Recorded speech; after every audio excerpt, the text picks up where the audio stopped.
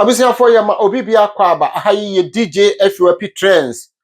And then ye o first day we need DJ FOP Trends edi enhyiamu. Ane ebo modern so be subscribe ama DJ FOP Trends. O subscribe ewia adoma na edan subscribe button ne nchen ho no aye subscribe button no fa won sabo wo de no so na enten on. Eba ne say your content no ye de two mu no a entem na won saka na won so no wa kire wadwen afa wi share your content to all media platforms so no famayen afa mo modern so mo be man likes no aye more likes no mo man likes no nye more mo man likes no nye more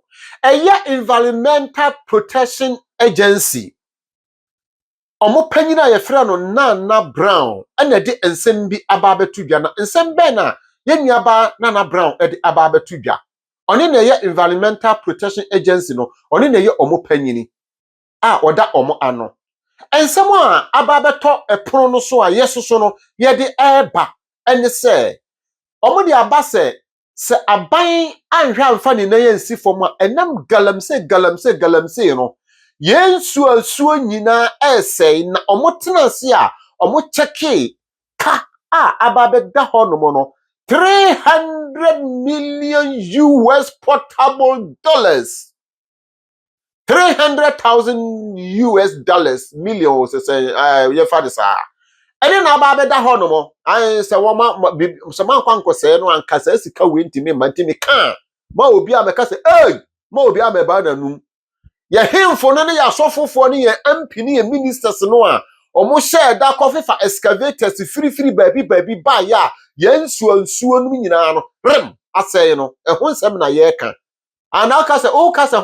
se hwan na ama nsuo na se ye Galamsey fo no eno na agency fo edi aba betu dwa se omampanyini hwe no mfa ne nansi fom na ade a eye ayorokosam a emmobo pa wo mu ne se omo benya nsuo bi a omo betimi de aye agriculture ehunu o ma kire ama school fo ne nchirima no ahunu no ma bi a ekoso no ane na ebeto mire bi no twem nsuo ni nyina bedi ayira duro Galamsey nti no nsuo ni nyina bedi ayira duro eni tutimo hunu se ensem bi a ayorokosam na asefem eni nti enkosi da ben na oman Ghana ye beti ye ho asese ye mu binum a omo aye omo se personal interest omo de omo nko afamu de na omo hwehwe na omo nwene oman Ghana ho no die na ebekọ esan se ye wono ma bi wono matimi hunu se ekoso sa na ekoso zeze no aye se patrol ahwiagu valanda so ekọ kakra na obehura ni se na afa ba bia eniti ye besere se omampanyini fa wonasi fo mo John Dramani Mahama asenua no oso obeso Ghana asenua no na wafa aso ano eyi na Nana Brown woye environmental protection agency oye omo panyina oda omo ano no ode adesrede kese pa ekọ ama John Dramani Mahama Ghana mampanyini a se wotesu se osre no onane nani na ofere ni behwe saa no ma no esanse saa side ho no no nuoma bi nkoye na nuoma bi ato achema esanse se mampanyini anhwe na wansore na wanfa nuoma ama matutu ye ama siesie nuoma ya ebeto mirebi ni yenchiri ma no omo beye mobo omo ma metu se na nsuo bi da baabi kura ye frɛ ne tano omo metu se nsuo bi da baabi a na ye frɛ no ofin omo metu se nsuo bi da baabi a na ye frɛ ne de be river pla ene ne keka ho no ombeba na ni nyina awe ni nyina ne se Galamsey no amasese no nuoma nyina esei wo oman Ghana mu eniti Ghana da ben na ye bete ye ho ase ye behunu se nuoma bi wo ha enkoye na mmom ne mo ye japade ho ban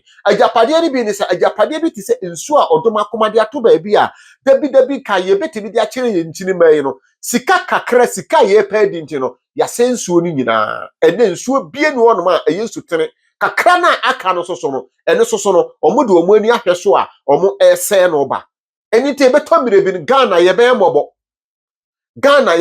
na ade ye beye mobo kese ni se ya agriculture no se eduru ba bi na ye pe nsu ayensu tere aye de be kire o ma ane de se ekọ Kenya omo so beji yesika de se ekọ Burkina ana se de se etukwan kọ Russia China na wa hwe se ebia school for be se 100 na se odi omo koso omo nkonko ye saade no ho na omo mra ade na te se ye koya na ye bae Enti yesra o mampanyini John Dramani Mahama say we dey JM yesra o yenim say cross no so na so so no why wadwere so obesoare de obesoare ti yesra o we dey environmental protection agency panyini na oda no ye friend na brown say dan wani na bra behwe omo so so no nsuo hu nsem ne se odoma koma ade a ode ma oman Ghana no se nia eko enti se beto mire bi no Ghana yebesi apinisie na ato ye kura awi aka san se yesutena aka no enoso ewo oman kronkron Ghana mu abusiafo ane na mede ma no besi no se won subscribe o ya me se na kayo subscribe ma yen na subscribe button na da ho no fa sa bo wo de so na turn on uwie a yesro share content to all media platforms fa ma yen afi ma likes ni nyamo na ja wo comment ewo comment section no aso se Galamsey fo no kwambe na omampanyini fa omo emfa so kwambe na omampanyini fa omo emfa so afi me kan fo gift nash e de ma obi bia se gift nash oto the perfume sa hodo perfume bia o pe bia to the gift nash benya bia ma the telephone number ni na etwa no fa na frɛ no so wo pe dodo atu aton anya gift nash be kire okwan abefa so a wo benya bi atu aton man ha ho kura enko China oti Ghana free gift nash wo telephone number yi na perfume papa anya na gift nash fie ena ni nyina ewo medam ase se mo soso no ye followers mo follow yen awurade nhyira mo ayi eye DJ FYP trend